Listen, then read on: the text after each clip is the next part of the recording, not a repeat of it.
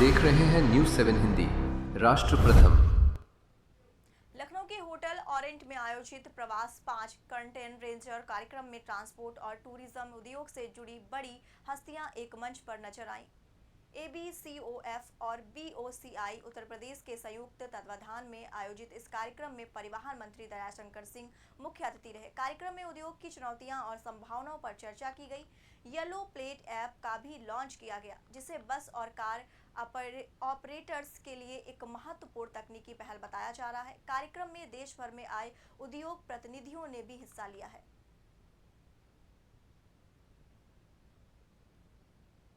मैं जो ABCOF हमने एक पेटिशन बनाया है जो ऑल बस एंड कार ऑपरेटर यूपी के उनकी क्लब किया सबको एक विंडो मतलब एक अम्ब्रेला में ले आए हैं।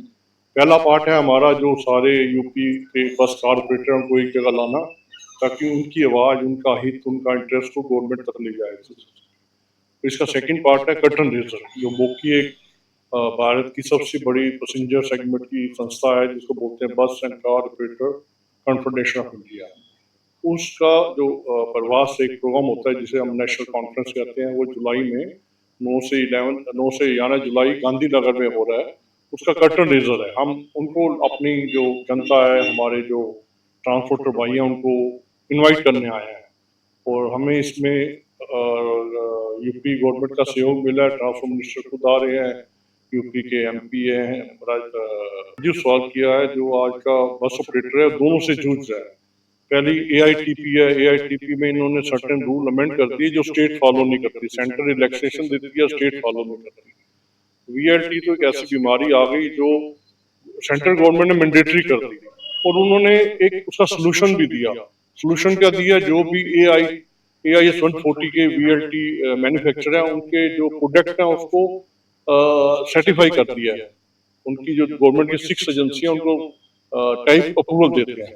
स्टेट उसको पूरा कायदे से ले नहीं रहा और स्टेट जितनी भी सेंट्रल गवर्नमेंट ने VLT मैन्युफैक्चर को अप्रूव किया है, अगर यूपी स्टेट उसको फॉलो कर ले तो VLT की समस्या एकदम खत्म हो जाएगी। और कुछ मॉडल में अभी VLT अवेलेबल भी नहीं है। उसके लिए हमने आज मंत्री जी को रिक्वेस्ट किया में कम से कम 6 महीने की उसमें छूट दी जाए जब तक VLT अवेलेबल नहीं है। और दूसरी बात, VLT के 2 पार्ट हैं। एक पार्ट है व्हीकल की लोकेशन देना, एक उसमें पार्ट है पैनिक बटन।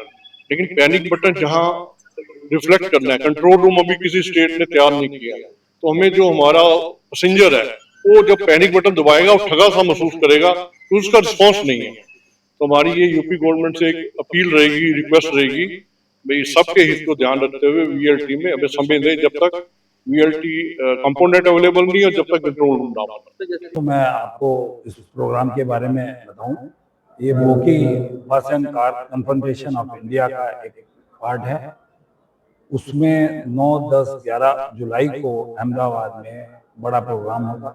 उसके ये प्रचार के लिए ये प्रोग्राम किया जा रहा है।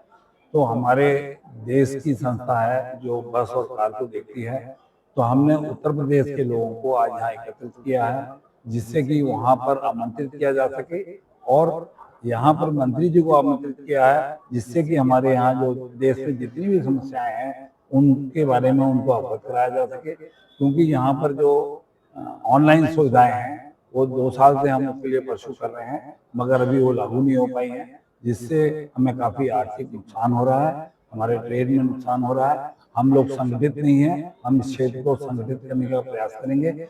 हमने एक संस्था बस एंड कार फेडरेशन जो है वो पंजीकृत की है। वो संस्था यूपी के लिए काम करेगी, जो स्थानीय समस्याओं को देखेगी, उसको स्टेट लेवल पे ले जाएगी और जो सेंट्रल लेवल की होगी उसको बोकी देखेगी। इस तरह हम 3 तरह की समस्याओं को जूझ रहे हैं, लोकल समस्या, स्टेट की कोई समस्या और सेंट्रल की समस्या। तो हमारी संस्था उन दोनों संस्थाओं को जोड़ने का काम करेगी। इसी उद्देश्य से हमने ये एफकॉप संस्था बनाई है और ये संस्था पूर्ण तरह डिजिटल करने का प्रोग्राम है। आज डिजिटल ऐप भी लॉन्च होगा, इससे मेंबर भी इसी से बनेगा, इसमें पेमेंट भी इसी से होगा, कंप्लेन भी इसी से की जाएगी, आगे सरकार को भी भेजी जाएगी और सरकार जब चाहे तो देख सकती है हमारे कितने मेंबर हैं। प्रदीप गुप्ता है, मैं सीईओ हूँ स्पैरोज मदरसन कंपनी का। ये एक इंडो जर्मन जॉइंट वेंचर है। हमारी फैक्ट्री नोएडा में स्थित है और हम सारे बस के एयर कंडीशन 7 मीटर से 15 मीटर इलेक्ट्रिक व्हीकल के लिए और डीजल व्हीकल के लिए सारा मैन्युफैक्चरिंग हम यहीं पर करते हैं। टेक्नोलॉजी जर्मन है, मेड इन इंडिया है और डिज़ाइन सेंटर भी हमारे पास है और टेस्ट लैब भी है। अब प्रवास के ऊपर आते हैं। प्रवास में हम लोग राइट फ्रॉम प्रवास 1.0 से हम लोग पार्टिसिपेट कर रहे हैं। ये बहुत बड़ा प्लेटफॉर्म बनते जा रहा है और इससे काफ़ी हमारे कस्टमर जो हैं सारे इकट्ठे होते हैं और एक कर्टन रेजर एक काइंड ऑफ नेटवर्क है कि प्रवास होने से पहले हम अपने सारे कस्टमरों से एक जगह पर हम जुड़ जाते हैं।